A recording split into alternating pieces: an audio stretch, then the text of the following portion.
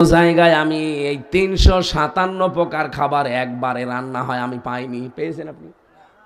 আমি ১৮০ প্রকার পেয়েছি। তাহলে আমার জহব ভাই স্বাদ নেওয়ার স্তর আছে কত? ৩৫৭ প্রকার। এত খাবার আপনি পাবেন কোথায়?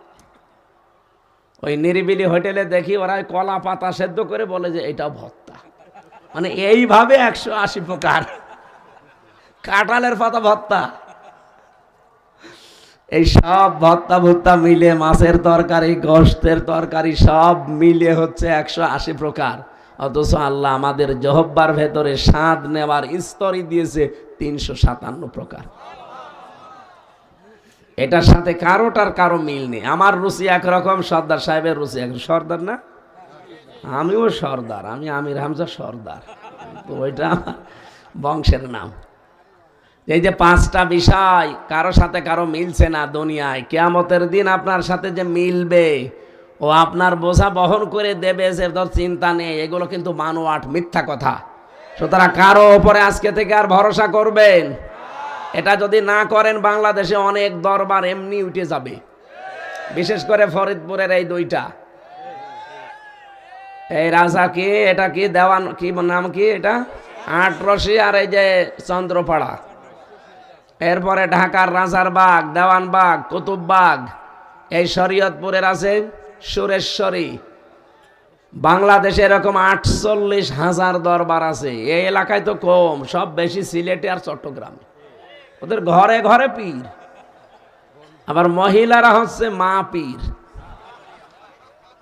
পীর মা বলে ডাকে ওদেরকে। আমি পীর বিরোধী না। পীর মানে শিক্ষক, পীর মানে উস্তাদ, পীর মানে মুআল্লিম। যেটা জানেন না তার কাছে যে জেনে নেবেন, এইটাই শেষ। কি কথা বলেন না কেন? তাই বলে আপনি গরু ছাগল নিয়ে বাবা শাহজালাল সব হালাল করবেন না। গরুটা কিনে এলাকার মানুষকে খাবার দেন, কাজে লাগবে। আমি একবার রাজবাড়িতে শহরে একটা মাহফিল ছিল, এই ছেলে যাওয়ার আগে আমি এই যে কিয়ামতের এই দৃশ্যগুলো তুলে ধরলাম, যে কিয়ামতে কেউ কারো না। 3টা বিচারের স্তর আল্লাহ সাজাবে। প্রথমে আপনাকে একা একা ডাকবে, এরপরে ডাকবে আপনার নেতার সাথে, এরপরে ডাকবে সবাইকে মিলে। উনি জ্ঞানী মানুষ, এমন শিল্পপতি। অনেকক্ষণ, প্রায় 1.5 ঘন্টা কথা শোনার পরে আমারে বলছে, হুজুর কি বললেন? আমি এতদিন মনে করতাম যে আমার বাবাই সব, বাবাই রব।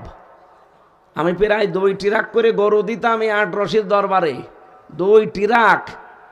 আমি আজকে তওবা করলাম, জীবনে তো ওখানে গরু দেব না, ওই গরুর টাকা দিয়ে তাফসির মাহফিল দেব আগামী থেকে রাজবাড়িতে।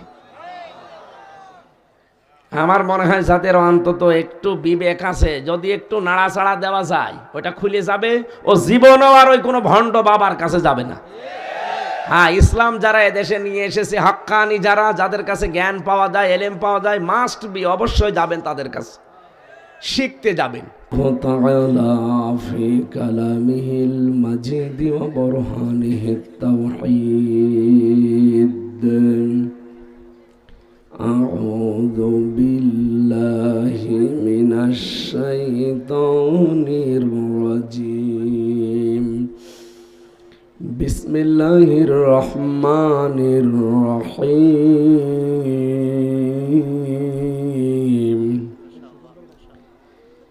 ইয়া আইয়ুহান নাসু ইন্না ওয়া'দাল্লাহি হাক ফালা তাগুররান্নাকুমুল হায়াতুদ দুনিয়া ওয়ালা ইয়াগুররান্নাকুম বিল্লাহিল গরুর। সাদাকতা ইয়া রাব্বানা। عن أبي هريرة رضي الله تعالى عنه قال قال النبي صلى الله عليه وسلم الدنيا مزرعة الآخرة إلى آخر الحديث رواه ابن ماجه. وقال تعالى في شان حبيبي وما زادهم إلا إيمانا وتسليما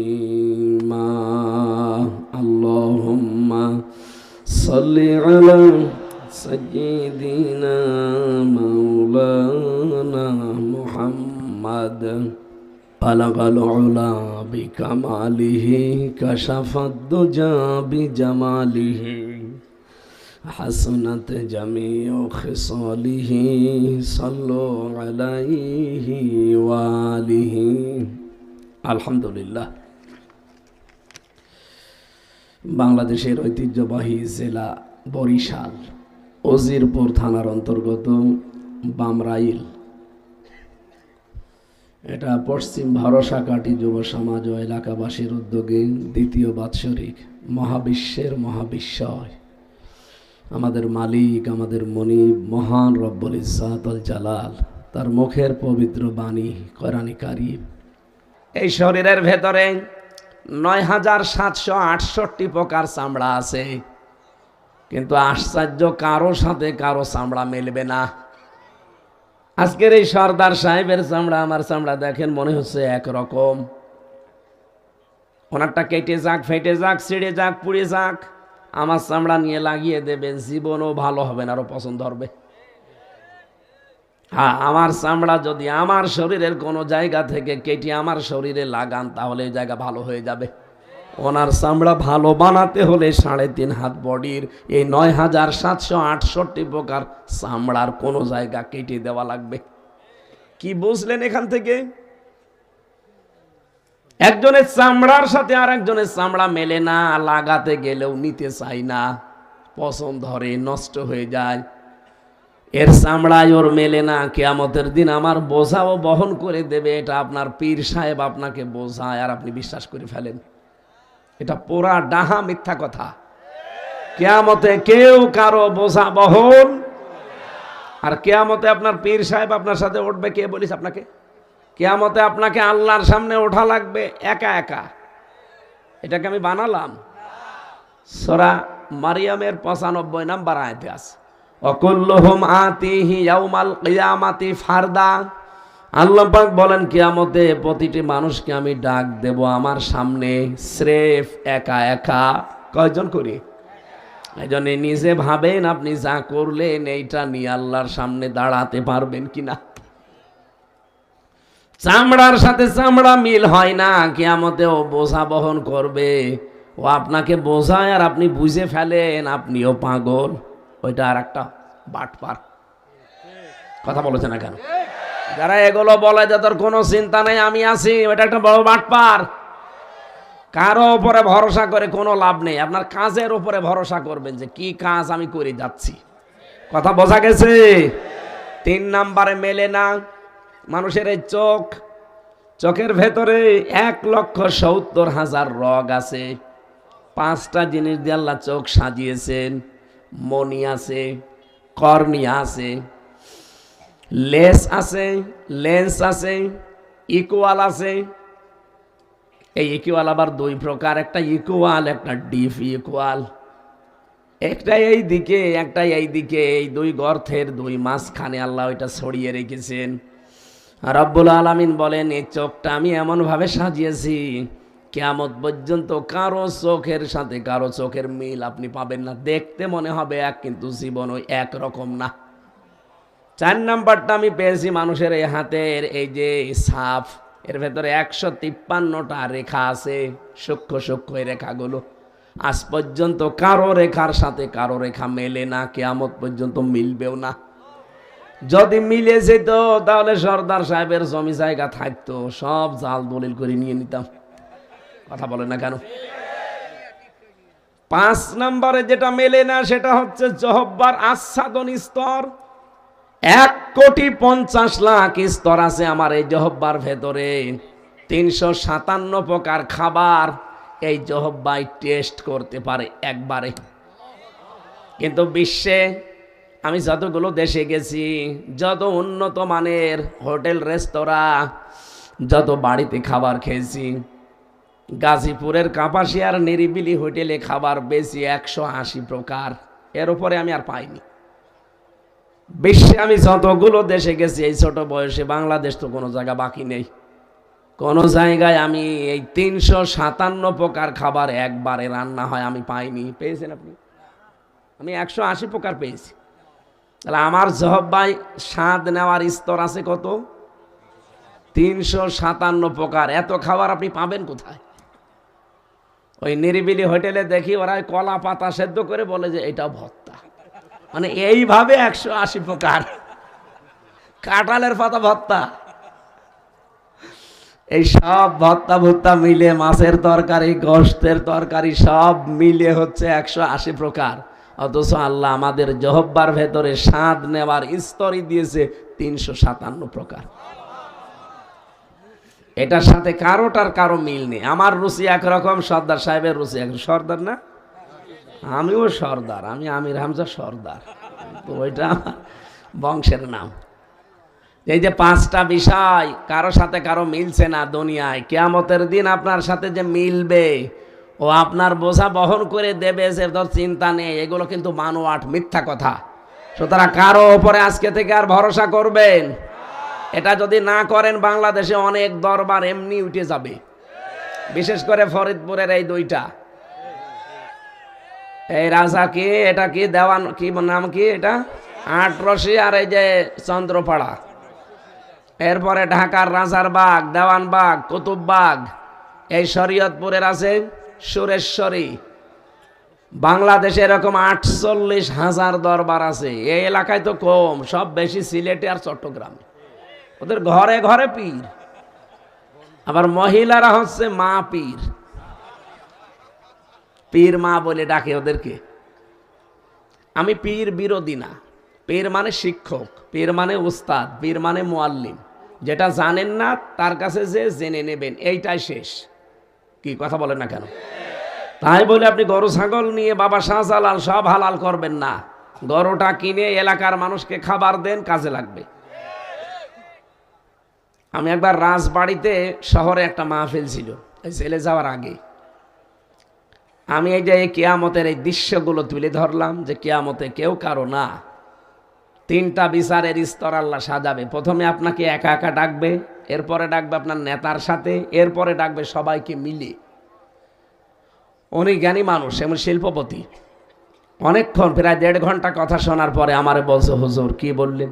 আমি এতদিন মনে করতাম যে আমার বাবাই সব, বাবাই রব। আমি প্রায় 2 ট্রাক করে গরু দিতাম এই আটরশির দরবারে, 2 ট্রাক। আমি আজকে তওবা করলাম, জীবনে তো ওখানে গরু দেব না, ওই গরুর টাকা দিয়ে তাফসির মাহফিল দেব আগামী থেকে রাজবাড়িতে।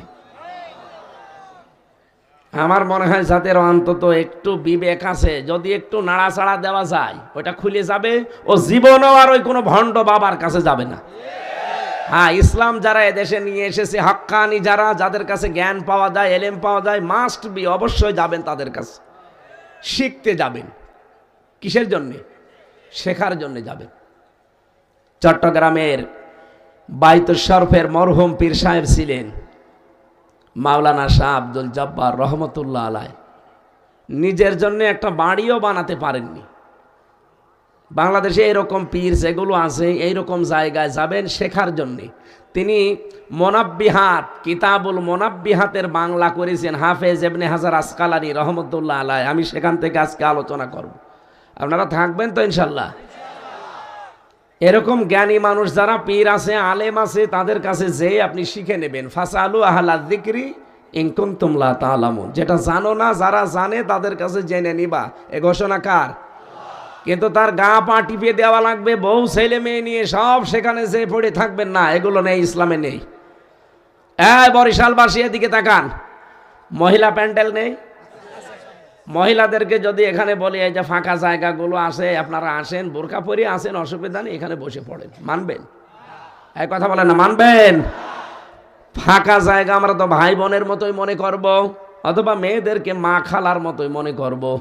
তারপরেও তারা পর্দা করে বোরকা পরে আছে। এ অবস্থায় থাকার পরে ফাঁকা জায়গা পড়ে আছে, এতগুলো জায়গা ফাঁকা।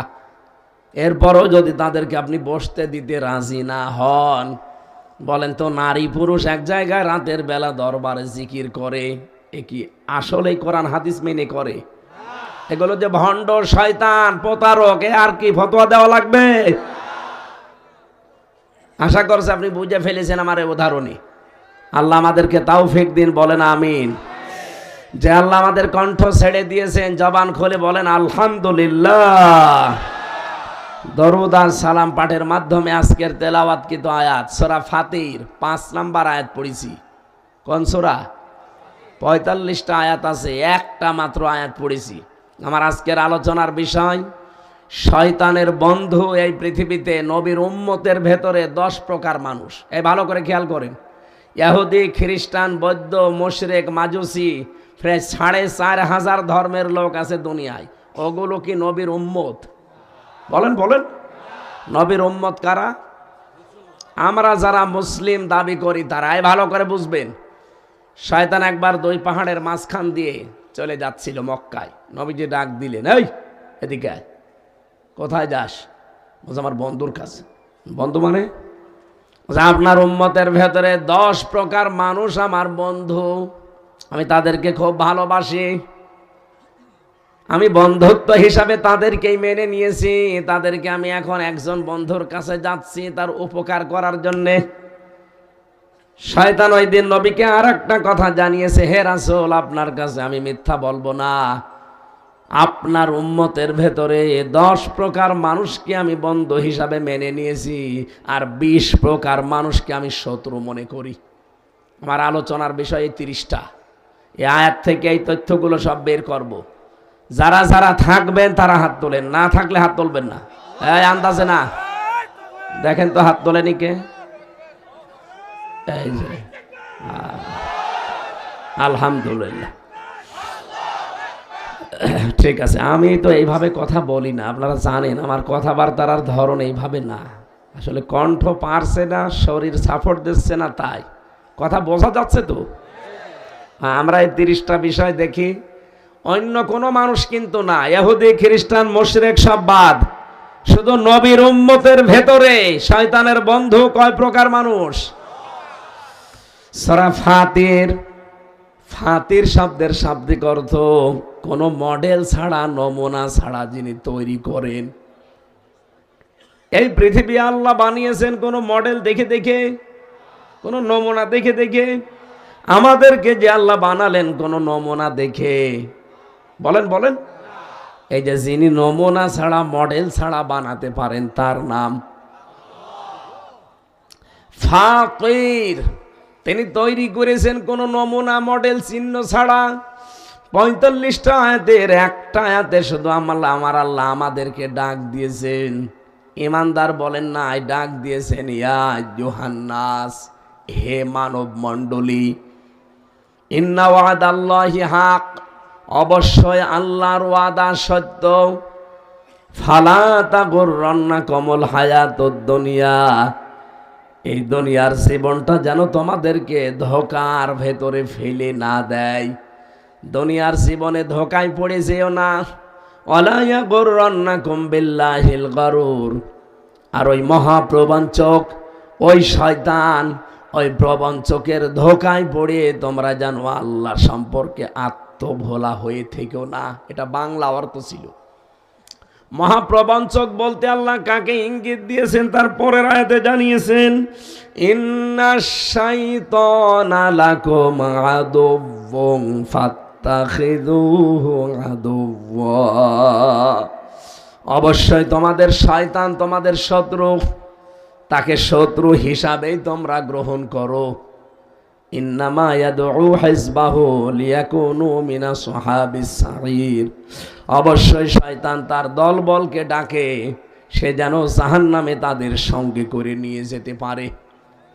এ বাংলা অর্থ এ পর্যন্ত শুনে কিছু বুঝেছেন? কিছু বোঝেননি। এবার আমরা তাফসিরে যাচ্ছি।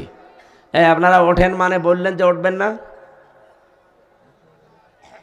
প্রসাব, পায়খানা আর বিড়ি খাওয়া ছাড়া কেউ যেতে পারবেন না। এটা তো বরিশাল বিভাগ, ঝামেলা আছে। চট্টগ্রাম আর সিলেটের জন্য আবার বিড়ি সিগারেটের মাসলা আলাদা, ওখানে ইমাম সাহেবও বিড়ি খায়। কিন্তু আমাদের এই চট্টগ্রাম, খুলনা আর বরিশালে বিড়ি খাওয়া ইমাম না, বিড়ি খাওয়া মদদের কেউ রাখবে? বিড়ি খাওয়া খাদেম রাখবে, এই দুই বিভাগ খুব কড়াকড়ি বেশি। বিড়ির ক্ষেত্রে, সিগারেটের ক্ষেত্রে চট্টগ্রাম আর সিলেট আবার একটু সহজ আছে। তো যেহেতু এটা সিলেটও না চট্টগ্রামও না, এটা হয় বরিশাল নাই পাশে খুলনা। কথা বলে না কেন? আমার বাড়ি খুলনা বিভাগে, আপনারা বরিশাল, আমরা প্রতিবেশী। আমাদের একটু মিল আছে যে অন্তত আমরা আর যাই করি, বিড়ি খাই। বলছেন না, আকিস বিড়ি যায় কোথায়? যারা খান এটা ছেড়ে দেবেন, এটা বদ অভ্যাস। পৃথিবীর একটাই খাবার যার শরীরে লেখা থাকে আমাকে খাবেন না, খেলে ক্যান্সার হবে, লেখা থাকে না ভাই? পৃথিবীর কোনো খাবার এমন আছে যে লেখা থাকে যে আমাকে ধরবেন না, খাবেন না, খেলে মরে যাবেন? কেউ যদি বিস্কিটের ওপরে লিখে দেয় যে আমাকে খাবেন না, খেলে মরবেন, দোকানদার যদি টাঙিয়ে রাখে দোকানের ওপরে, মানুষ বলবে তোর বিস্কুট তুই খেয়ে মর। অথচ এই যে তামাক কত কিছু নষ্ট করে দেয় শরীরের। আশা করছে এটা ছেড়ে দেবেন, আপনার ইচ্ছাই যথেষ্ট। ধূমপান ছাড়ার জন্যে, বিড়ি সিগারেট ছাড়ার জন্য ওয়াজ করা লাগবে না, আপনার ইচ্ছাই যথেষ্ট। বলেন বলেন, আপনি একটু মজবুত হয়ে সিদ্ধান্ত নেন। আর মা বোন যারা এসেছেন আপনাদেরকে বলি, যাদের স্বামী বিড়ি খায় ওর বিছানা আলাদা করে দেবেন। ওই বেটা থাকে কোন জায়গায় আমি দেখব। এমনি 2-4 দিন যে থাকতে পারবে না, শেষে বিড়ি ছেড়ে দেবে। আমার ভাইরা, রব্বুল আলামিন যেহেতু শুধু ইমানদারকে এখানে ডাক দেননি, ডাক দিয়েছে তামাম দুনিয়ার মানুষদেরকে। কারণ আমার আল্লাহ শুধু মুসলমানদের জন্য না, তামাম দুনিয়ার মানুষের জন্য রব। আরো জোরে বলেন, ইন্না ওয়াদাল্লাহি হক, আল্লাহর ওয়াদা সত্য। এই কোরআনে আল্লাহ ওয়াদা দিয়েছেন 500টা। কয়টা? একটা ওয়াদাও মিথ্যা হওয়ার সম্ভাবনা আছে? নেই। এই জন্য প্রথমেই আল্লাহ কোরআনে গ্যারান্টি দিয়েছেন কথা শুরু করার আগেই, যালিকাল কিতাবুল লা রাইবা ফীহি। আমার এই কোরআনে যত তথ্য দেওয়া আছে, ভুল তো দূরের কথা, সন্দেহ নেই, সন্দেহের অবকাশও নেই। তার মানে এটা 100% বিশ্বাস করা যায়। আরো জোরে বলেন, যত তথ্য আল্লাহর ভেতরে দিয়েছেন 100% বিশ্বাস আমরা করি। আল্লাহর ওয়াদা এখানে 500টা দেওয়া আছে। ইন্না ওয়াদাল্লাহি হাক্কুন, আমি আল্লাহ যত ওয়াদা করেছি সবগুলো সত্য। আল্লাহর ওয়াদা ছিল এই দুনিয়ায় যদি ঈমান আনার পরে কেউ ভালো ভালো কাজের আঞ্জাম দিতে পারে, আমি আল্লাহ তার মেহমানদারি করার জন্য জান্নাতুল ফেরদাউস তৈরি করে রাখলাম। এই আয়াতটা সূরা কাহফের ভেতরে আছে, 107 নম্বর আয়াত। জন্মের পর থেকে আমরা আয়াতটা শুনেছি, কিন্তু এর ভেতরে একটা তথ্য আছে, ভালো করে শুনবেন আলেম যারা আছেন। ইন্নাল্লাযীনা আমানু ওয়া আমিলুস সলিহাতি কানাত লাহুম জান্নাতুল ফিরদাউসি নুজুলা। নিশ্চয় যারা ঈমান আনে, না নিশ্চয় যারা ঈমান পায়। এদিকে তাকান, পড়া কোরআন শরীফে আপনি এমন আয়াত কোন জায়গায় পাবেন যে যারা ঈমান পায় না, যারা ঈমান। আরো জোরে বলেন।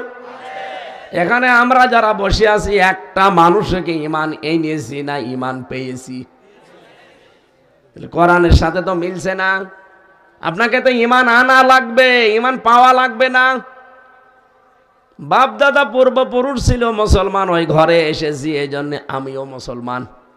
কি আপনি কি ঈমান এনেছেন সাহাবায়ে কিরামের মতো? এই বাংলাদেশের দিকে এবার তাকান। সত্যি যারা ঈমান আনে, ঈমান আনার আগে আমার আল্লাহর একটা শর্ত আছে, যে ঈমান আনতে হলে একটা শর্ত পূরণ করা লাগে, আর ঈমান পেতে হলে কোনো শর্ত নেই। ঈমান পেয়েছি এই কারণে, আমার বাবা মা দাদা মুসলমান ছিল, ওই বংশে এসেছে, এই জন্য আমিও মুসলমান। নামের আগে মোহাম্মদ লিখতে হয়, নামের পরে হোসাইন হাসান। কথা বলেন না কেন? কিন্তু যারা ঈমান এনেছিল, রব্বুল আলামিন কোরআনে দেখবেন সূরা বাকারা ৩ নাম্বার পারা ১ম নাম্বার পৃষ্ঠা ১৩ নাম্বার লাইনের ২৫৬ নাম্বার আয়াতের মাঝের অংশে পাবেন, ফামাইয়াক ফরবিত তাগুতি ওয়া ইয়াকুমিন বিল্লাহ। কোন মানুষ যদি ঈমান আনতে চায়, এটা ভালো করে শুনবেন, কোন মানুষ যদি ঈমান আনতে চায় তার প্রথম শর্ত তাকে তাগুত ছেড়ে দেওয়া লাগবে। এটা আমি বানালাম? বলেন বলেন। এটা যদি সত্যি কেউ তাগুত ছেড়ে দিয়ে ঈমান আনতে পারে, আল্লাহর ঘোষণা ফাকাদ ইসতামসাকা বিল উরওয়াতিল ওয়াসকা, সে এমন একটা মজবুত রশি ধারণ করবে যা জীবনও ছিঁড়ে যাবে। লাং ফাসফিসামালা, যা জীবনও ছিঁড়বে না। তাহলে শর্ত পেলাম এই আয়াত অনুযায়ী, ঈমান আনতে হলে একটা শর্ত, তাগুত ছেড়ে দেওয়া লাগবে। বাংলাদেশে যারা তাগুত ছেড়ে দিয়ে ঈমান এনেছে, আপনি এবার তাদের দিকে তাকান। আমি তো নাম ধরেই বলি, এই বরিশাল বিভাগের পটুয়াখালীতে বাড়ি ডক্টর শফিকুল ইসলাম মাসউদ। এ কিন্তু ঈমান এনেছিল তাগুত ছেড়ে দিয়ে। কি তাগুত ছেড়ে দিয়ে ঈমান এনেছে, এই কারণে তাকে 57 দিন রিমান্ডে নিয়েছে। ওনাকে যে অফিসার নিয়েছিল, আমারও রিমান্ড ওই অফিসারই ছিল। আমার এসে বলতো যে মাসুদকে এই সমস্ত জায়গা লোহা দিয়ে পিটিয়ে একেবারে গুঁড়ো করে দিয়েছি, ফুটবলের মতো পিটিয়েছি ওরে। আপনি দেখেননি রিমান্ডের পরে যখন আদালতে তুলতো, হাঁটতে পারতো না যুবক মানুষটা। কথা বলছেন এখানে? আমারও মাথায় দড়ি দিয়ে টাঙিয়ে রেখেছিল 11 ঘন্টা, চোখে কালো কাপড় দিয়ে, হাত পেছনে হ্যান্ডকাপ দিয়ে বেঁধে দিয়ে, ডান্ডা বেড়ি লাগিয়ে পায়ের সাথে মাজার সাথে। আমার তো ওনার তুলনায় 100 ভাগের 1 ভাগও হয়নি। চিন্তা করেন, 100 ভাগের 1 ভাগও না আমারটা যেটা বললাম, আর ওনার 100 ভাগ হয়েছে। 57 দিন এত বড় কষ্ট দেওয়ার পরেও জালেমরা তার 1 চুল পরিমাণ টলাতে পারেনি। ঈমান আনতে হলে আগে তাগুত ছেড়ে দিয়ে ঈমান আনেন। দুনিয়া একদিকে হয়ে যাবে, আপনি তাও টলবেন না। অথচ এই বাংলাদেশে আমরা অনেককেই দেখেছি যারা ঈমানের দাবি করত, কিন্তু তাগুত ছেড়ে না দিয়ে। এই কথা বলা লাগবে। এ বাংলাদেশে এরকম আলেম ছিল না। আমি নাম ধরে বলছি, আপনার রাগ হয় হোক, এই যে ওলামা লীগ মডেল মসজিদের ইমাম হয়ে খতিব হয়ে বসেছিল। আপনি রাগ করেন আর ঝাল করেন, যাই বলেন বলেন, তো এরাও তো ইমানের দাবি করত, কিন্তু তাগুত ছেড়ে না দিয়ে তাগুতের সাথে আরো মিলেমিশে। আমারে ধরার পরের দিনই রিমান্ডে অফিসার বলেছিল যে হুজুর, আপনি শুধু যা যা বলতে বলছি এই 10টা পয়েন্টে আদালতে যে বলবেন, তাহলে আপনাকে আমরা বিশ্ববিদ্যালয় যেটা আছে কুষ্টিয়া পড়েন, ওই কুষ্টিয়া ভার্সিটির ওলামা লীগের সেক্রেটারি বানিয়ে দেব না। না, সম্ভব না। এই মিথ্যা কথাগুলো বলা সম্ভব না। আপনার যা ভালো লাগে করেন। শেষে বলছে আপনার বউ তুলে নিয়ে আনবো, আমরা তিনি নিয়ে আসেন। তারপরও এত মিথ্যা কথা আমি বলতে পারবো না। ওই দিন যদি বলতাম, শুধু সই করে দিতাম, 3 বছর না 3 দিনও আমার জেলে থাকা লাগতো না। ওই কয় বছর আমি ওলামা লীগের সেক্রেটারি হয়ে কত মাল কামাইতাম। আগা কি সুন্দর, এরকম একটা গান শুনছিল, আগা কি সুন্দর মাল কামাইতাম আমরা। আসলে এই সুযোগ আমারেও দিয়েছিল যে আগে কি সুন্দর মাল কামাইতাম। কি হইতো, এখন মাল তো সব আপনারা নিয়ে নিতেন। কথা বলেন না। এই যে সিলেটের জয়ন্তাপুরে কিছু আলেম নামধারী জালেমকে ওই এলাকার যারা এই পতিত সরকারের দোসর ছিল, এরা 3 কোটি টাকা দিয়েছে এই আলেমদেরকে। এটা প্রমাণ হয়েছে আজকে সকালবেলা।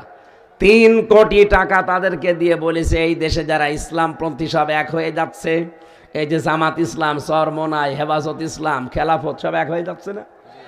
তারা বলছে আমরা ভোটের বাক্স ইসলামের একটা চাই, যে যেখানে দাঁড়াবে অসুবিধা নেই। চরমনা এখানে দাঁড়ালে জামাত দাঁড়াবে না, এখানে জামাত দাঁড়ালে চরমনা দাঁড়াবে না। আমরা ভোট চাই বাক্স ইসলামের একটা। এইটা তৈরি করে দেন, সারা দেশে ইসলাম এ দেশে কায়েম হতে বাধ্য।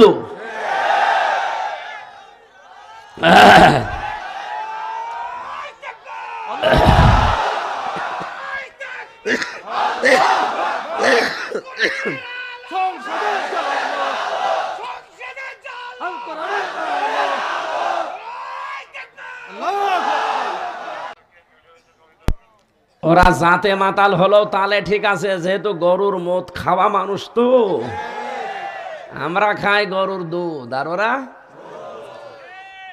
শয়তানরা এখন এই কাজ আরম্ভ করেছে। কিন্তু আলেম নামে জালেমকে 3 কোটি টাকা দিয়েছে, চিন্তা করতে পারেন। ওদেরকে এখন মিছিল মিটিংয়ে লাগাচ্ছে, 10-12 জন এক জায়গায় লাঠি হাতে নিয়ে, যে না আমরা এটা চাই না, এটা চাই না। এতদিনে 15.5 বছর কোথায় ছিলেন দুদু? এখন তাদের একজনকে ধরে পিটিয়েছে প্রশাসন, বলছে যে এই করেছিল, কি করব, গোপনে টাকাগুলো দিয়ে গেল, হালাল করা লাগবে না।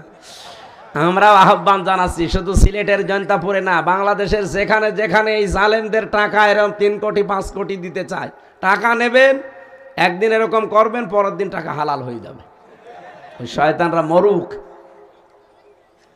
বলেন এই দেশে যেই মানুষগুলো এই তাগুতের সাথে মিশে বাতিলের 5 আটা গোলামি করে ইমানের দাবি করত, ওদের ইমান এখন ঠিকই আছে? জাতীয় মসজিদের সাবেক খতিব সে পর্যন্ত পালিয়েছে, কারণ সে নৌকা মার্কা নিয়ে দাঁড়াইতো। এটা লোক নৌকা মার্কা নিয়ে দাঁড়ায়, তার ইমান থাকে বলে আপনার মনে হয়? আমার মনে হয় লোকটা যদি নৌকা মার্কা নিয়ে না দাঁড়িয়ে কুকুর মার্কা নিয়ে দাঁড়াতো, তাও হয়তো তো পাশ করতো, কারণ যে ভোট হয়েছে এমনি পাশ করে দিত। না, আপনার ঠিক হয়নি। যারা ইমানের দাবি করছেন হচ্ছে না, আপনি রাগ করেন আর যাই মনে করেন, ইমান আনতে হলে তগুত ছাড়া লাগবে। যারা তগুত ছেড়ে দিয়ে ইমানের দাবি করেছে, এত জুলুম গেল, টলাতে পারলেন না তো। মামুনুল হককে টলাতে পেরেছেন, আল্লামা সাইদিকে টলাতে পেরেছেন, তা আপনাকে টলানো না, আপনি তো আগেই পালিয়ে গেলেন। আপনি একটা ইমাম, আপনার ইমামের ইমান নেই। কিসের ইমাম আপনি?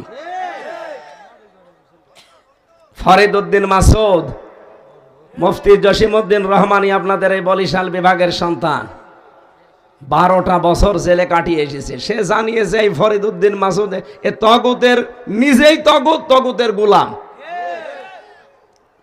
এদের কারণে এই 15.5 বছর এত জুলুম হয়েছে আলেমদের উপরে।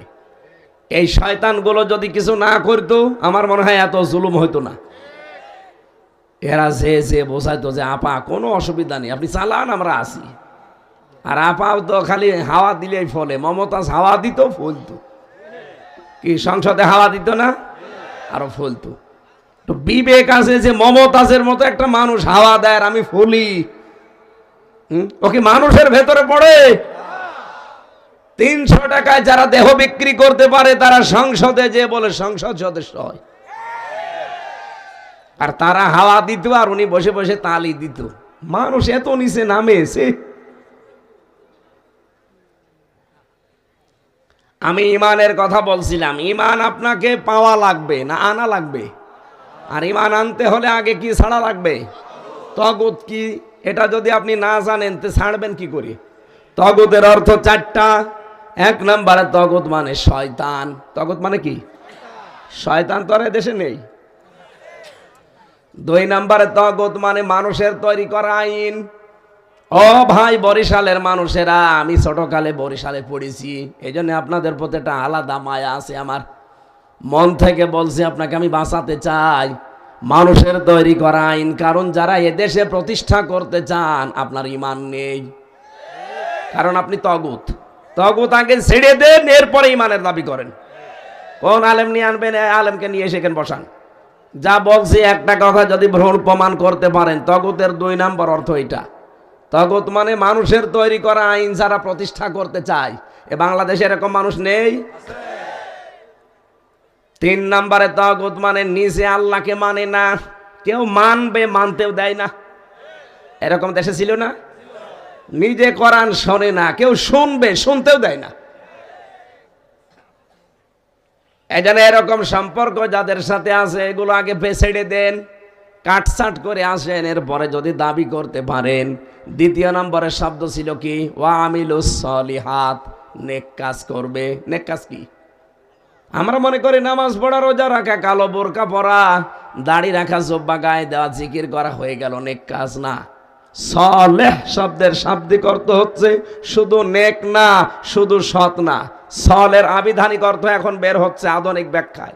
সলেহ মানে যোগ্য। সলেহ মানে কি? যারা তাফসীর বোঝে, শব্দ ভাঙতে জানে, জিজ্ঞাসা করেন যে সলেহ মানে যোগ্য। শুধু ঈমান এনে বসে থাকলে হবে না, আপনাকে যোগ্যতা সম্পন্ন হওয়া লাগবে।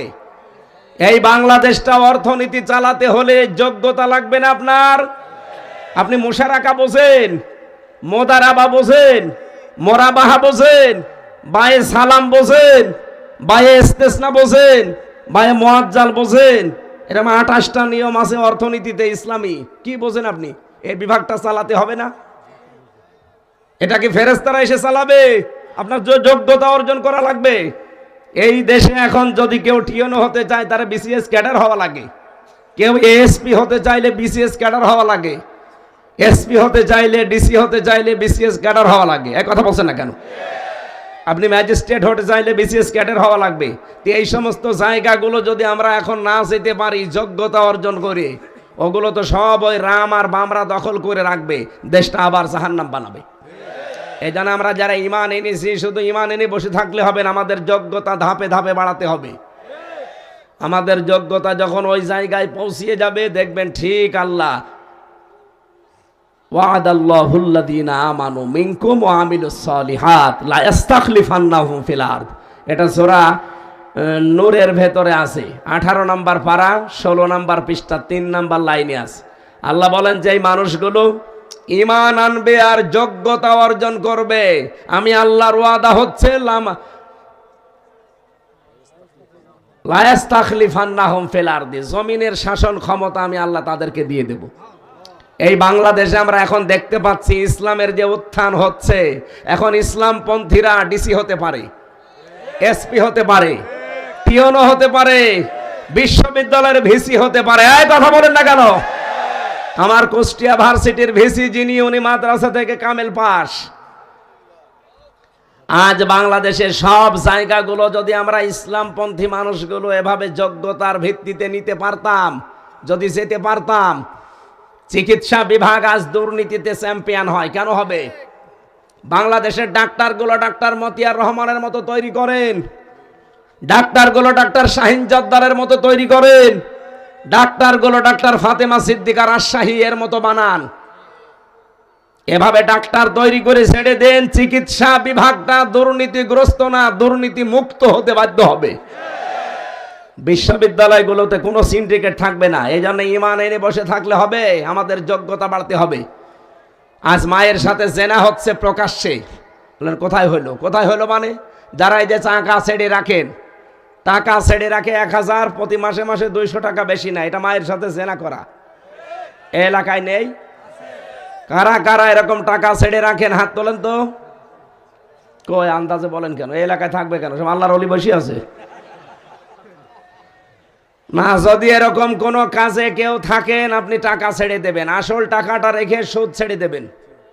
কারা কারা ছেড়ে দিতে রাজি আছেন? আল্লাহকে হাত দেখান। এলাকায় সুদ আছে।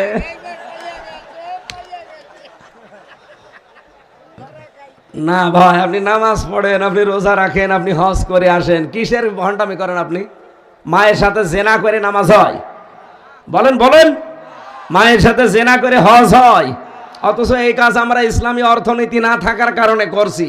এখন বলেন, বাংলাদেশে যত ব্যাংকিং ব্যবস্থা আছে, এই মুশারাকা, মোদারাবা, মোরাবাহা, এই নিয়ম নীতিগুলো চালু করবে ফেরেশতারা। কারা? তাই আমাদের এই জায়গাগুলোতে যাওয়া লাগবে না। সলেহ মানে যোগ্য, এজন্য আমাদের যোগ্যতা লাগবে। এইটার জন্য যদি চেষ্টা করেন, 60 বছর নফল ইবাদতের চাইতে বেশি সওয়াব পাবেন। এই কথাগুলোই আমরা বোঝাতে পারি না। আল্লামা সাঈদী এইটাই বোঝাতে চেয়েছিল যে ঘরে বসে সুবহানাল্লাহ 1000 বার পড়ার চাইতে এই সুবহানাল্লাহটা একটু সংসদে নিয়ে যান। সুবহানাল্লাহ মানে কি? আল্লাহ পবিত্র। আল্লাহ যদি পবিত্র হয়, আল্লাহর বিধান পবিত্র না? কথা বলেন না কেন? তো বিধানগুলো শুধু এই কোরআন শরীফে থাকলে হবে? এটা তো 500 বিধান এখানে আছে। এখানে একটা সংবিধান নামে সূরা দেওয়া আছে, সূরা ফুরকান। এর ভেতরে 77টা আয়াত আছে, 73টা ধারা আছে। এটা যদি বাংলাদেশের সংবিধানে আমরা কায়েম করতে পারতাম, এই দেশের মানুষকে গাঁজা খেলে জেলে দেয়। আমি নিজে দেখেছি গাঁজা খেলে জেলে দিয়েছে, এই যে হাফিজ আছে পেছনে, ও ভেতরে যে গাঁজার গাছ লাগিয়েছে। জেলার একদিন এসে বলছে, আরে গাঁজা খেলে পুলিশে ধরে জেলে দেয়, আর জেলের ভেতরে গাঁজার গাছ লাগিয়েছে, এখন আমরা দেব কোথায়?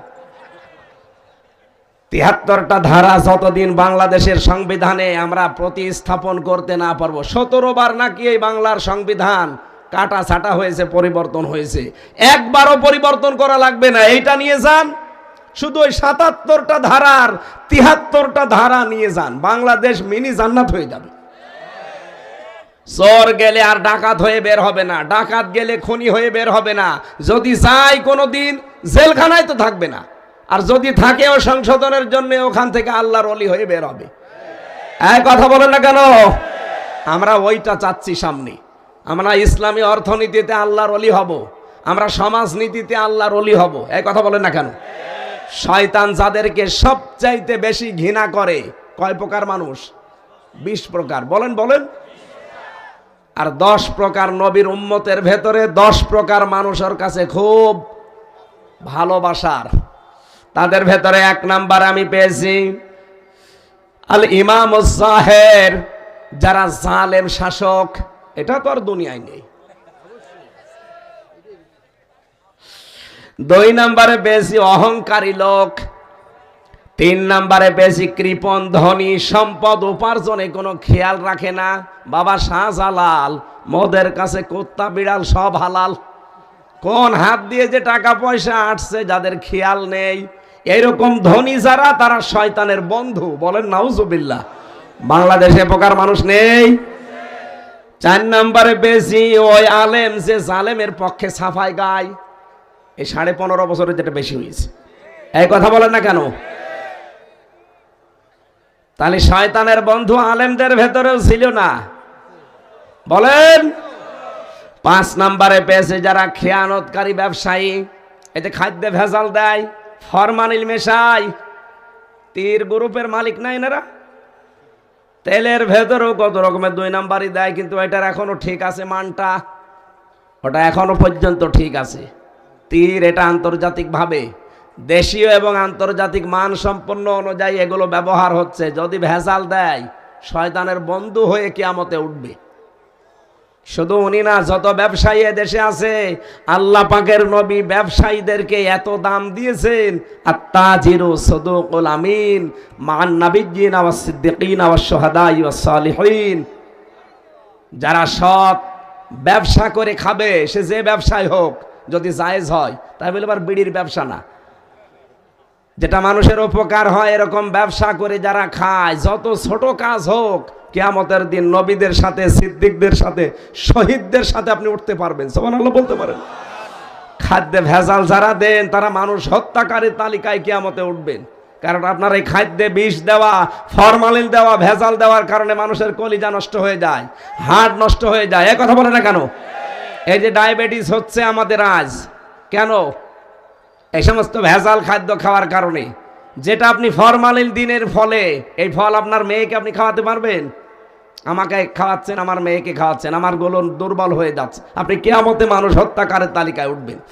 6 নাম্বারে পেয়েছে যারা পণ্য ক্রাইসিস করে, এক জায়গায় আটক করে রেখে কিছুদিন পরে দাম বৃদ্ধি করে দেয়। বাংলাদেশে এটা নেই। এরা মুসলমান, নবীর উম্মত দাবি করলেও শয়তানের বন্ধু, কিয়ামতে ওর সাথে উঠবে। ইন্নামা ইয়াদউ হিজবাহু লিয়াকুনু মিনা আসহাবিস সাগীর। ও চায় আমার এই বন্ধুরা কিয়ামতে আমার সাথে যেন জাহান্নামে যায়। বলেন নাউজুবিল্লাহ। 7 নাম্বারে পেয়েছে যারা জেনাকারী। জেনা তো এ দেশে এখন নেই, ঘরে ঘরে জেনা চলছে। এই যে মোবাইলের ভেতরে এমন দৃশ্য আছে যেটা নিজে দেখলে আনন্দ লাগে, ইনি দেখলেই লজ্জা পান। এমন মানুষ নেই? এরকম দৃশ্য থাকলে ডিলিট করে দিন। এই জেনা, চোখের জেনা হচ্ছে, মুখের জেনা হচ্ছে, হাতের জেনা হচ্ছে, কলবের জেনা, সর্বশেষ লজ্জাস্থানের জেনা হচ্ছে। বিশেষ করে ধনী মানুষ এই দেশে আমরা যারা দেখতে পাই, এদের বিভিন্ন জিনিস দামি হয়। আজকে আমাকে কি দামি গাড়িতে করে আনতে গিয়েছিল। ধনী মানুষদের আমরা এটা দেখি, এদের গাড়ি দামি, বাড়ি দামি, পোশাক দামি, মোবাইল দামি, জামা দামি, খালি মেয়ে আর বউ কম দামি। এমন পোশাক পরিয়ে রাস্তায় নিয়ে আসে, আমার মনে হয় শয়তানও অত পাতলা পোশাক পরে না। মানুষকে আরো দেখায় যে জিনিস আমার আছে, আপনারা দেখেন। তা আপনার জিনিস আমি দেখে করব কি? 7 নম্বরে 8 নম্বরে পেয়েছি যারা সুদখোর। এই যে সুদের পর্যায় আছে, ইসলামী অর্থনীতিতে সুদের প্রকারগুলো আছে, এই সুদ আগে জানা লাগবে আপনাকে। 9 নম্বরে যারা বখিল, দান করে না। 10 নম্বরে যারা মাদক গ্রহণকারী এবং বিক্রেতা যারা, এই 10 প্রকার নবীর উম্মতের ভেতরে এই মানুষগুলোকে শয়তান বলে এরা আমার একেবারে উৎকৃষ্ট বন্ধু।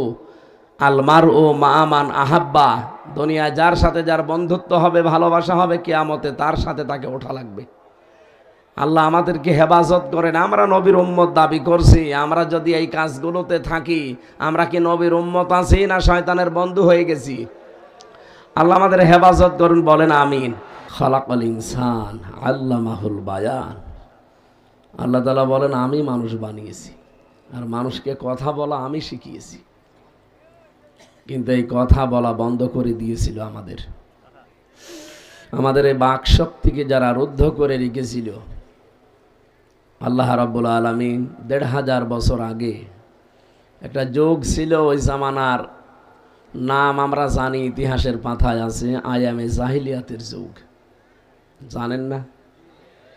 জীবিত মেয়েদেরকে কবর দিয়ে দিত।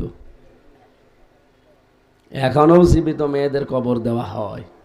তো দুনিয়ায় আসার আগেই, ওগুলো তো দুনিয়ায় আসার পরে দিত, এখন দুনিয়ায় আসার আগেই দিয়ে দেয়।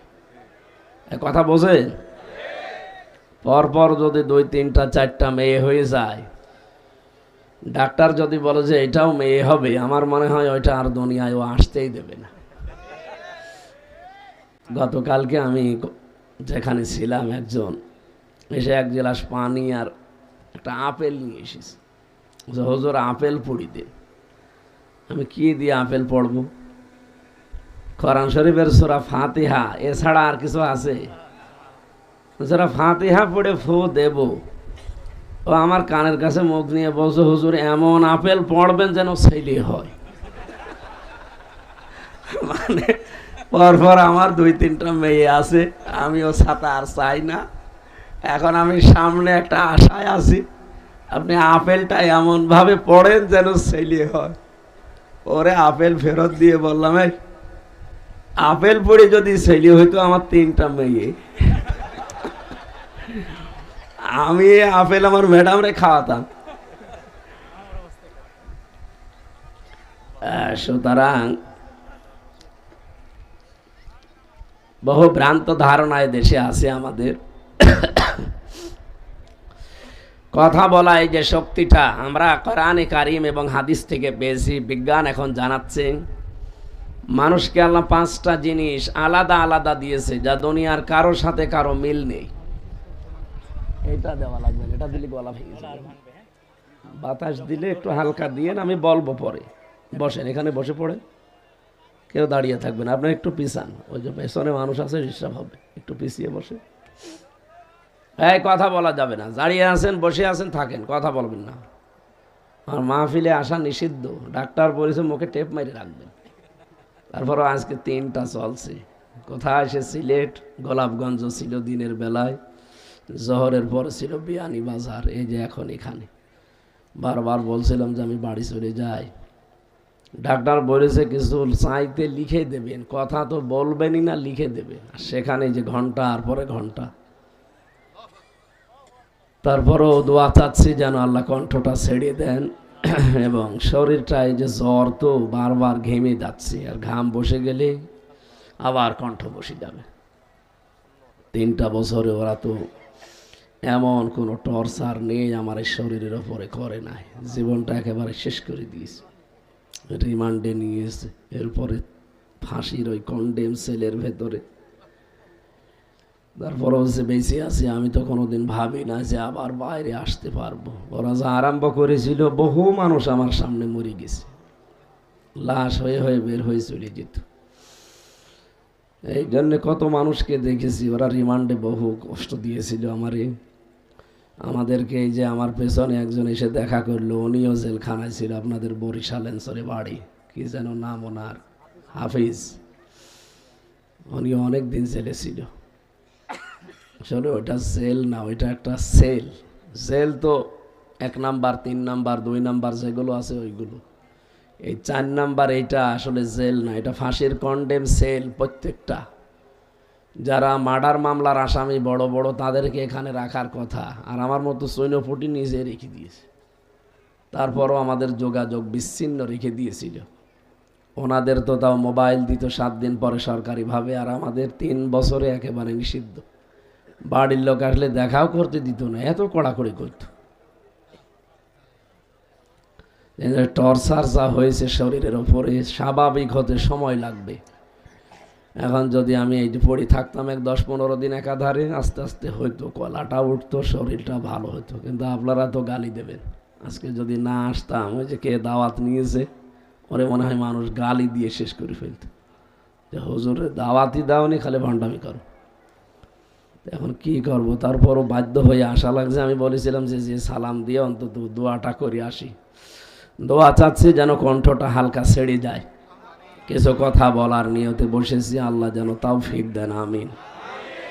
খুব ভালো করে কথাগুলো মিলাবেন।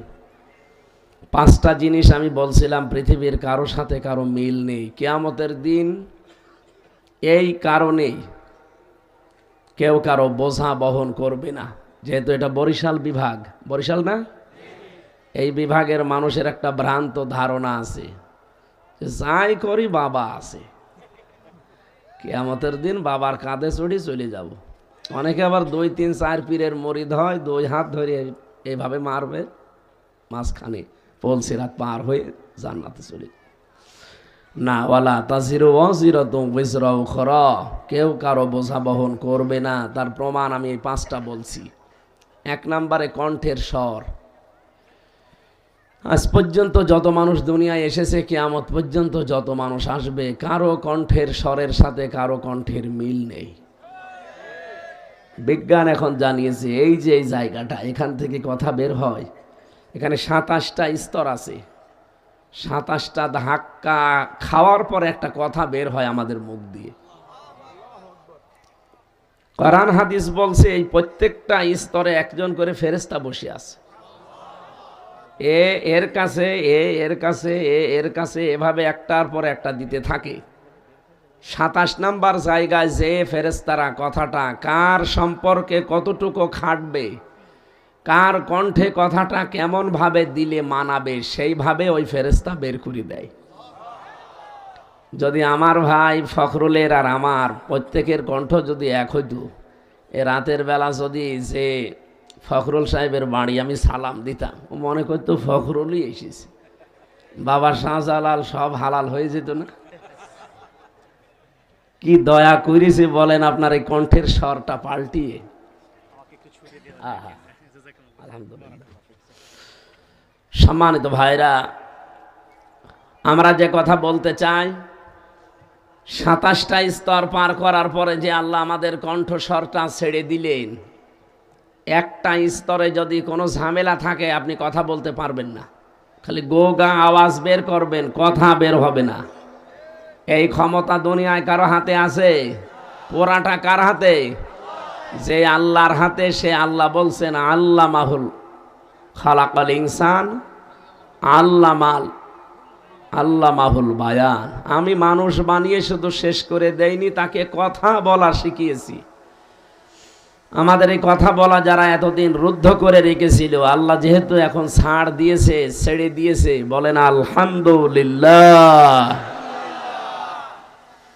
কিয়ামত পর্যন্ত বাংলাদেশে কারো কথা যেন আর বন্ধ না হয়, সেই ব্যবস্থা করা লাগবে না? যারা এই কণ্ঠস্বরকে রুদ্ধ করে দিতে চায় তারা যেন আর সামনে না আসে, সে যেই হোক। আমরা এমন মানুষকে চেয়ারে আর কোনো দিন দেখতে চাই না যারা মানুষের কণ্ঠনালী চেপে ধরবে। ওয়ালাকাদ কাররামনা বানি আদম, আল্লাহ বলেন বনি আদমকে আমি সম্মান দিয়েছি। এখানকে আল্লাহ জানিয়েছে যে ওয়ালাকাদ কাররামনা বানি মুসলিমিন, যে মুসলমান সন্তান যারা তাদেরকে সম্মান দিয়েছি না, মানুষ পদবাচ্চে যারা বিবেচিত তারাই আল্লাহর কাছে সম্মানিত। তারা কি? এই জবাব দিলেন না? এটা ক্লাস চলছে, অথচ এই সম্মানিত মানুষদের সম্মান হানি করার জন্যে এই ৫৪ বছরই চেষ্টা চালিয়েছে অনেক জালেম এবং মুনাফিকেরা। আমরা চাই না বনি আদমের এই সম্মান আল্লাহ যেটা দিলেন এটা আর কেউ নষ্ট করতে যেন না পারে। পৃথিবীতে সবচাইতে বেশি সম্মান কার? মানুষের। বলেন কার? এই মানুষের সম্মান নিয়ে আপনি সিনেমিনি খেলতে আর পারবেন না। বিশ্বনবী মসজিদে নববীতে বসে আছেন, সামনে দিয়ে একটা লাশ যাচ্ছিল ইহুদির। নবীজি দাঁড়িয়ে গেলেন। সাহাবীরা বলে, হুজুর আপনি দাঁড়াবেন না, এই লোকটা ইহুদি। নবীজি বলেন, ইহুদি হোক, লোকটা তো আল্লাহর বান্দা। আমি তো দাঁড়িয়েছি আল্লাহর বান্দাকে সম্মান দেওয়ার জন্যে। জাতি হিসাবে সে যে জাতির লোক হোক আমার দেখার দরকার নেই। সুবহানাল্লাহ বলতে পারেন নাই? একটা ইহুদির লাশ দেখে নবী দাঁড়িয়ে যান, আর আমরা মুসলমানকে লাশ বানানোর আরো চেষ্টা করি। কত লাশ আপনি ফেলে দিলেন। সরকারি জরিপ বের হয়েছে ২৭৩২ জন মানুষ এই ২৪-এ লাশ হয়েছে। ৩৪,৭০৩ জন মানুষ এখনো হাসপাতালের বেডে কাতরাচ্ছে। কারো হাত নেই, কারো পা নেই, কারো চোখ নেই, কারো অন্ডকোষ উড়ে গেছে। আগস্টের ৬ তারিখে আমি হাসপাতালগুলোতে দেখতে গিয়েছিলাম কয়েকটা। কারো দেখে এক চোখ নেই, কারো এক হাত নেই, কারো অন্ডকোষ নেই। কি যন্ত্রণায় ছটফট করছে। এই যে বিশাল বোঝাটা দিয়ে আপনি তো চলে গেলেন ১৪টা ব্রিফকেস নিয়ে, ওগুলো তো সব ছাই ভরা ছিল। ১৪টা ব্রিফকেস যাওয়ার সময় নিয়ে চলে গেলেন, কাউকে কিচ্ছু বললেন না। খালি পাইলটকে বলেছে ব্রিফকেসগুলো উঠেছে, বলছে হ্যাঁ চলো। একটু যে বলে যাবেন যে হাসনাত কোথায়, তাও বললেন না। আপনার আত্মীয় না এটা? এটা ডাক দিয়ে তো বলতে পারতেন যে তুমি সিংহ পুরুষ, চলে গেলাম সিংহের মতো গর্জন দিও। কই আপনি কই? সে গর্জনও নেই, সে আগে গেছে। কাওয়া কাকুকেও বলে যেতে পারতেন। এমনকি আমার নাম্বারটা জোগাড় করে তো একটু বলতে পারতেন যে হামজা ৩ বছর জেল খাটালাম, কিছু মনে করো না, চলে গেলাম। তাও বললেন না। ঠিক আছে যা, যেখানে আছেন অন্তত একটু নিরাপদে থাকেন। যে মাঝে মাঝে কিমি বের হচ্ছে, কয়েকদিন আগে, এটা সত্য কিনা জানি না, মনে হয় সত্য না, বের হয়েছে যে ওনার ছোট বোনকে ওই দেশের এক মন্ত্রী নাকি ধর্ষণ করেছে। নাউজুবিল্লাহি মিন যালিকা। এই কথা যদি সত্য হয়, এই শেষ বয়সে এসে আমরা নাতি নাত করে কি করব? এই বয়সে এসে একটা বদনাম না? অন্তত আপনারা নিরাপদে থাকেন। আর বিশেষ করে দাদার কাছ থেকে খুব দূরত্ব রাখা লাগবে। দাদা আরও বউ নেই, আপনারও স্বামী নেই। সেদিন একটা গান শুনছিলাম ইউটিউবে, মোদির বউ নাই। আমার গলা পারছে না তো, আমি এই জন্য আর বললাম না। না, যারা এগুলো করছেন এই ষড়যন্ত্র থামানো লাগবে। এক সময় আপনি আনসার দিয়ে, এক সময় হেলমেট দিয়ে, এক সময় রিকশা দিয়ে, এক সময় বিভিন্ন জিনিস দাঁড় করিয়ে এই দেশকে অস্থিতিশীল করার চেষ্টা করবেন না। আগস্টের ৫ তারিখের আগে দেশটা আর নেই, এখন দেশ পাল্টিয়ে গেছে। সুতরাং কারো ষড়যন্ত্রে পা দিয়ে, উস্কানিতে পা দিয়ে নিজের ভবিষ্যৎ নষ্ট করিন না। আপনি বাস্তবতা টের পাচ্ছেন না ভাই। এমনকি কিছু মানুষ এই যে চাঁদাবাজি করেন বিভিন্ন জেলায়, এখন এগুলো বন্ধ করেন। মনে করছেন কিছুই তো হয় না। কে বলেছে কিছু হয় না? গোয়েন্দা বিভাগ সব নখদর্পণে রেখেছে।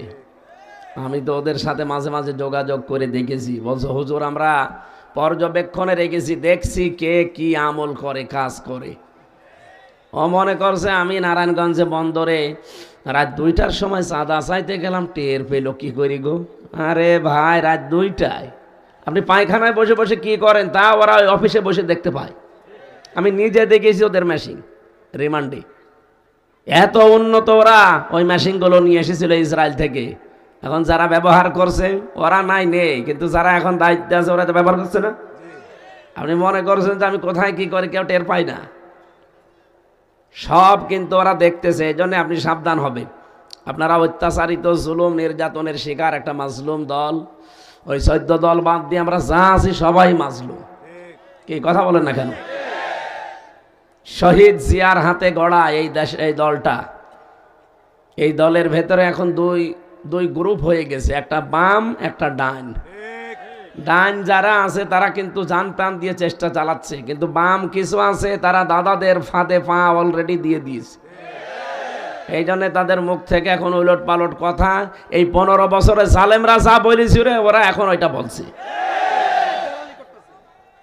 এই জন্য আপনারা এই বাম জিনিসটা কিন্তু খারাপ। বাম হাত দিয়ে মানুষ কি করে আপনি জানেন না? কি আমি বলা লাগবে? আর বামপন্থী যারা এরা জাহান্নামী। কি আমি বানিয়ে বললাম? আপনি কোরআনে কত আয়াত আল্লাহ দিয়েছেন, যারা বামপন্থী এরা হতভাগা, এরা জাহান্নামে যাবে, আল্লাহ নিজে তাদের উপরে লানত করেন। বলেন নাউজুবিল্লাহ। এজন্য আপনারা ফাঁদে পা দেবেন না ভাই।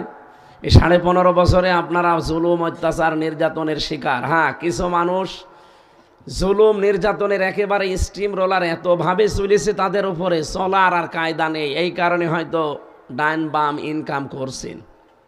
এই দোষ শুধু এই নিরীহ কর্মীগুলোর না, এই দোষ আমার মনে হয় এই যে সমস্ত দলের লোক চাঁদাবাজি করে তাদের যারা মেন দায়িত্বে আছে বড় বড়, এইগুলোর দোষ।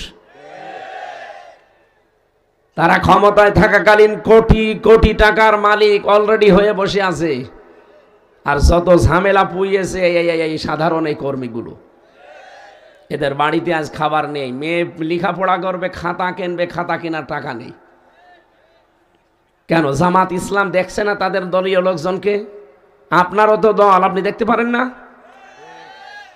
তারা মামলা চালিয়েছে, বাড়ি ঘরের আটা চাল তরি তরকারি কিনে দিয়েছে, ছেলে মেয়ে লেখাপড়া করিয়ে দিয়েছে, তারপরেও তাদের টাকা নেই।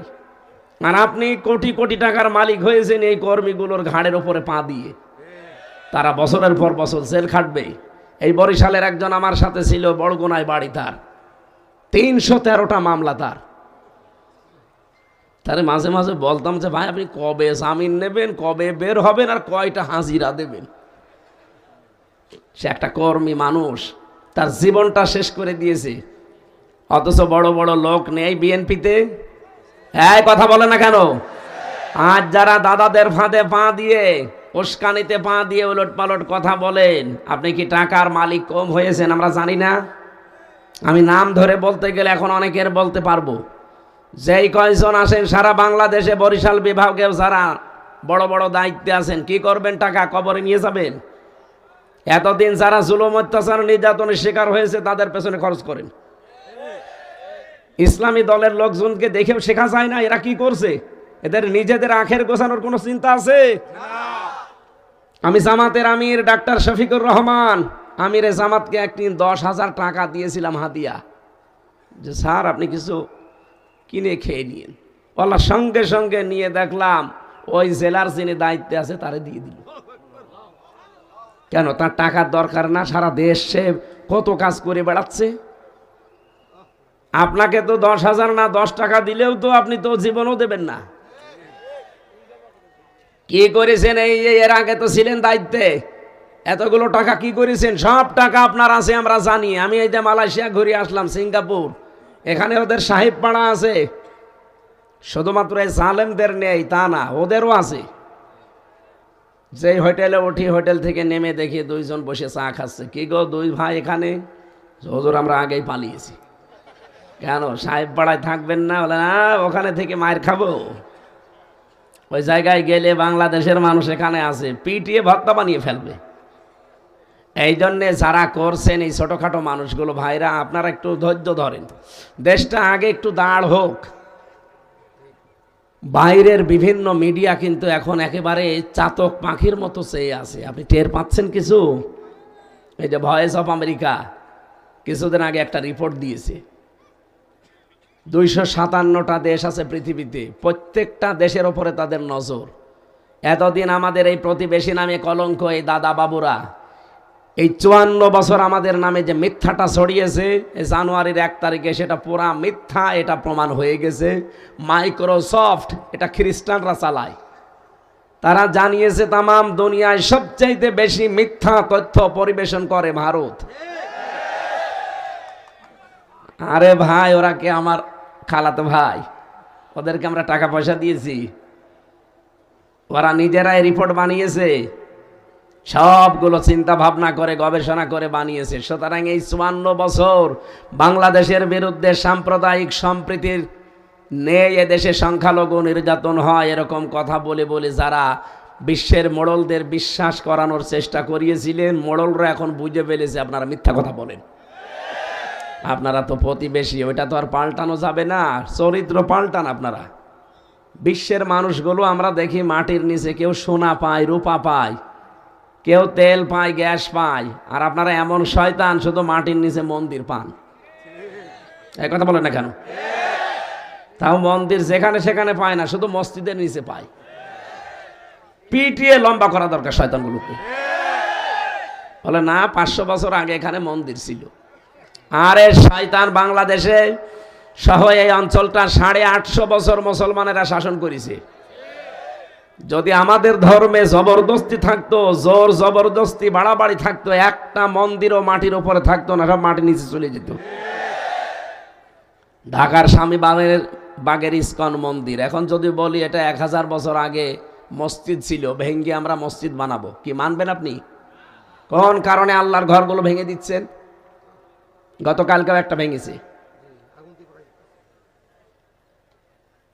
আল্লাহর ঘরে হাত দেন, উনি কি বসে আছে? আপনাদের বাপ দাদারা একবার কাবা শরীফে হাত দিয়ে কাজ ফিম মাকুল হয়ে গেছে। এই কথা বলে না কেন? আপনারা যা আরম্ভ করেছেন আল্লাহ কিন্তু ধরে না, ধরলে কিন্তু আর ছাড়বে না। 7 সিস্টার এমনি যায় অবস্থা। ওদিকে ডোনাল্ড ট্রাম্প ঘোষণা দেয়নি যে আমি শপথ নিয়েছি 20 তারিখে, এখন ভারতের 16 লাখ ভারতীয় আছে, আমি আর রাখবো না, সব ফেরত পাঠিয়ে দেব। আমাদের সাথে আপনাদের ব্যবসা বাণিজ্য বন্ধ। ওরা যদি 16 লাখ পাঠিয়ে দেয়, দাদা ধুতি খুলে যাবে। টের পাচ্ছেন কিছু? ধুতি খুলে যাবে। আমাদের ব্যবসা বাণিজ্য আপনাদের সাথে আর দরকার নেই।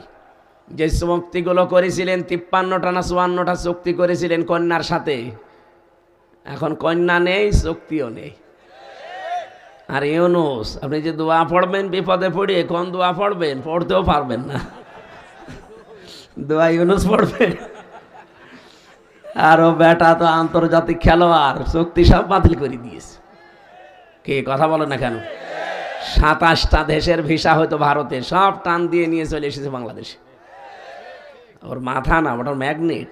আপনি কি ছোটখাটো খেলোয়াড় মনে করছেন? ওর অনেক উপরে হাত আছে। খালি একবার ঘোষণা দিয়েছিল বাংলাদেশ যদি শান্তিতে না থাকে, 7 সিস্টারও শান্তিতে থাকবে না। দাদার ওই দিন থেকে ঘুম হারাম হয়ে গেছে। কত চেষ্টা চালাচ্ছে এই দেশটা ভাঙার, আপনি জানেন তো? পারছে না, পেরে উঠছে না। আমাদের ভয় দেখিয়েছিল যে আমাদের না খাইয়ে মারবে। আরে ভাই, সামনে 1 মাস পরে আমাদের তো 1 মাস না খেয়ে থাকা ফরজ। এই যে সামনে 1 মাস না খেয়ে থাকা ফরজ না? আর আমাদের ভয় দেখেন, এখন নিজেরাই ভয়ে মরছে। ওদের পেঁয়াজ, ওদের আলু সব পচে যাচ্ছে। আমি বাংলাদেশের ছাড়া ভারতের প্রদেশগুলোতে বেশি থেকেছি, কারণ এখানে তো আমার অনুষ্ঠান হতে দিত না আগে। 18, 19, 20 সালগুলোতে হতে দিত না। 21, 22, 23 তো পুরা জেলখানায়। এই জন্য ওই সময়গুলো বেশিরভাগ কাটিয়েছি আমি এই ভারতের এই প্রদেশগুলোতে। দেখেছি ওই মানুষগুলো যে কি, ওদের খুব ভয় জীবনের উপরে। খালি ভয় দেখাবেন যে তোরা কিন্তু মেরে ফেলবো, ও আপনার বাবা না, দাদা না, পরদাদা ডাকবে। এত ভয় ওদেরকে। কোরআনে কারিমে আল্লাহ জানিয়েছেন, লা তাজিদান্না আসাদ্দান নাস আহারাসাল হায়াতিদ দুনিয়া মিনাল্লাযিনা আশরাকু। হে নবী, দুনিয়ার প্রতি মহব্বত, জীবনের উপরে সবচাইতে বেশি লোভ আপনি 2টি জাতিকে দেখতে পাবেন। 1 নম্বরে মুশরিক। 1 নম্বরে কারা? ওরা কি? এই জন্য এত ভয় ওদের মরণের। শুধু বলেছি যে ওই দেশে চিকিৎসা নিতে যাব না। বাংলাদেশে দরকার হয় 8টা বিভাগে আমরা 8টা আন্তর্জাতিক মানের হাসপাতাল বানাবো। পাগল হয়ে গেছি, কারণ ওরা এই দেশ নিয়েই চলে। কি আরম্ভ করেছে দেখেন তো, একটা প্রতিবেশীর সাথে ওদের কোনো মিল আছে? কথাগুলো বলছে এগুলো রেকর্ড হচ্ছে এই কারণে। একটা প্রতিবেশীর সাথে ওদের মিল নেই। এই জন্যে তো আন্তর্জাতিক বিশ্বগুলো আজ খেপে গেছে যে কি আপনি এত ভালো মানুষ, তো একটা প্রতিবেশীর সাথে আপনার মিল নেই। মানে আফগানিস্তানের সাথে একটা বর্ডার আছে, মিল নেই। আর পাকিস্তানের সাথে তো দা কুমড়ার সম্পর্ক। মালদ্বীপের সাথে মিল নেই, শ্রীলঙ্কার সাথে মিল নেই, ভুটান এতটুকু একটা রাষ্ট্র, তার সাথেও মিল নেই। মায়ানমারের সাথে মিল নেই, নেপালের সাথে মিল নেই, চীনের সাথে তো নেই। আমাদের সাথে ছিল, কন্যা নেই, মিল নেই। হ্যাঁ, ব্যবসা বাণিজ্য দরকারও নেই। এতগুলো দেশ যদি আপনাদের ছাড়া চলতে পারে, বাংলাদেশও চলতে পারবে ইনশাআল্লাহ। আমাদের ব্যবসা এখন হবে তুরস্কের সাথে, চীনের সাথে, পাকিস্তানের সাথে, যাদের ভেতরে মানবীয়তা আছে। এই কথা বলেন না কেন? আপনারা তো মানুষের ভেতরে পড়েন না। এত মিথ্যা কথাই 54 বছর ছড়িয়েছেন। এই দেশে মুসলমানদেরকে এবং ইসলামকে দাবিয়ে রাখার জন্য সবচাইতে বেশি ভূমিকা পালন করেছেন আপনারা। যারা দায়িত্বে ছিল এরা এত খারাপ হতো না। এদেরকে শুধু উস্কানি দিয়ে দিয়ে আলেমদেরকে, কত আলেম আমি জেলখানায় দেখলাম, এক এক ব্লকে 76 জন আলেম ভর্তি করে রেখেছে। আরে ভাই, আলেমরা কি করেছে আপনার? আমার মতো একটা ছোট্ট মানুষকে আপনি 3টা বছর এইভাবে জীবনটা নষ্ট করে দিলেন।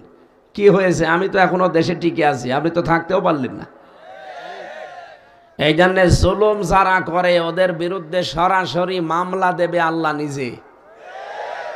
জুলুম যারা করে, যারা জালেম, ওদের বিরুদ্ধে মামলা কার? আরো জোরে বলেন। জেলে বসে বহু কষ্ট করি, কারণ ওখানে আমার খাতা কলম দিতে চাইতো না কারারক্ষীরা। বহু কষ্ট করে করে পারিবারিক জীবন নিয়ে, কারণ বহু মানুষ ওখানে জেল খাটতেছে পারিবারিক জীবনের কারণে। দাম্পত্য কলহ কি করে হয় এবং তার সমাধান কি করে করা লাগে, আমি জেলে টুকে টুকে রেখেছিলাম, বাইরে এসে ওগুলো বই লিখেছি। দাম্পত্য জীবনের কলহ এবং তার সমাধান, নারীদের জন্য একটা, পুরুষদের জন্য একটা। কোন জায়গায় গাড়ি আছে আমি জানি না, ওই যে গেটের সামনে সাদা গাড়ি আছে, ওখানে যেই কয় পিস আছে যাওয়ার সময় মেয়েদের জন্য নিয়ে যাবেন। যে মাকে, মেয়েকে, বোনকে, বউকে উপহার দেবেন। ছেলেদের একটা আছে, মেয়েদের একটা আছে। কণ্ঠের যে অবস্থা, বেশি চাপ দিলে আরও বসে যাবে। আমি মাপ চেয়ে নিচ্ছি আজকের মতো, 1 ঘন্টা 15 মিনিট হয়ে গেছে। আগামীতে আবার আসলে কথা বলবো ইনশাল্লাহ। আল্লাহুম্মা আমিন। রব্বির হামহুমা কামা রব্বায়ানি সগীরা। আল্লাহুম্মা গফিরলি ওয়ারহামনি ওয়াহদিনি ওয়াফিনি ওয়ারযুকনি ইয়া রাব্বাল আলামিন। আল্লাহ, বরিশাল বিভাগের দিকে তাকাও। ওজিরপুর পশ্চিম ভরসা কাটি যুব সমাজ মিলে এলাকার মানুষকে নিয়ে জান্নাতের বাগান সাজিয়েছে। আমার তো মনে হচ্ছে সারা রাত কথা বললে বেড়ায় চাতক পাখির মতোই বসে থাকতো। আমার কণ্ঠ, শরীর এগুলোর দিকে তাকিয়ে আমি শেষ করে দিলাম। এরা যেভাবে তাকিয়ে আছে, আল্লাহ তুমি এদেরকে একেবারে খালি হাতে ফেরত দিও না। আল্লাহ তাআলা এদের জীবনের অপরাধগুলো ক্ষমা করে দিয়ে জায়গাটা নেকি দিয়ে পাল্টিয়ে দাও। রব্বুল আলামিন, মাহফিলের আয়োজন করতে গিয়ে তোমার যে বান্দারা শ্রম দিয়েছে, যে যেভাবে এগিয়ে এসেছে, তোমার রহমত এগিয়ে দাও। সম্মানিত মা বোনদেরকে তুমি আয়েশার মতো, ফাতিমার মতো, খাদিজার মতো বানিয়ে দাও। রব্বুল আলামিন, 3টা বছর জেলখানায় জালেমরা আমাদের জীবনটা নষ্ট করে দিয়েছে। তুমি আমার শরীরটাকে, কণ্ঠটাকে আগের অবস্থায় ফিরিয়ে দাও। ডাক্তাররা বারবার বলছে কথা বলা একেবারে নিষেধ, কণ্ঠের এই নার্ভগুলো ফুলে মোটা হয়ে গেছে। আল্লাহ কি করব? এগুলো 1 বছর আগে নেওয়া না আসলেও তোমার বান্দা বান্দিরা এরা অপমানিত হবে, মানুষের কাছে কথা শুনবে। জোর করে হলো আশা লাগছে, মুক্ত জীবনে যখন ফিরিয়েই দিয়েছো আল্লাহ, কণ্ঠটাও ফিরিয়ে দাও। আমার শরীরটা তুমি মেহেরবানি করে আগের অবস্থায় ফিরিয়ে দাও।